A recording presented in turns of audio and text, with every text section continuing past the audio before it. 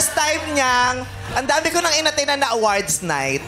Pero si Ayon, nagulat ako, tinawagan ko sa babe, nanalo ako. Mura ako ng mura. Sabi ko, nanalo ako ng fama sa kakaloka. Tapos umiinom siya. Sabi ko, ba't ka umiinom? Hindi ko alam, inatense ako, tapos di ako makatulog. First time nangyari sa kanya yun, hindi siya nakatulog. Celebrate siya. Nag-celebrate na ako eh. Oo, kasi nasa bahay pa lang siya, sinasabi, claim na natin yan. Ikaw ang best actor dyan. Sabi ko, hindi ko alam kung mananalo ako, pero go pa din ako. Sabi ko sa kanya, sabi, ikaw best actor dyan. Sumuwi ako, nagmamadali ako, kasi gusto kong ipakita sa kanya award. Lasing na siya.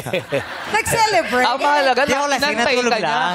Maaga matulog to, pero inantay ka eh. Oo. Pero ito, Ayon, anong message mo sa asawa mo na nanalo ng Best Actor? Gaano ka ka-proud sa kanya? Hindi, syempre, kilala na natin siya, alam naman natin siya si Vice, ganda. Pero yun nga, bilang partner niya, nakaka-proud lang, nakakatawa lang ng puso na sa lahat ng mga nangyayari, sabi nga niya last week, pero biniyayaan pa rin ng Lord na ganyan. Kaya sobrang thank you, Lord, talaga.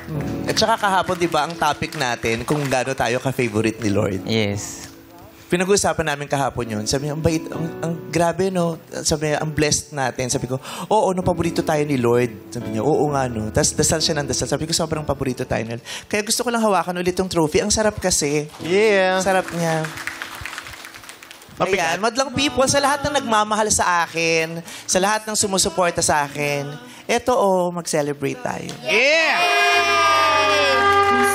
Sa lahat din ng mga gigil na gigil sa akin, eto, Uy!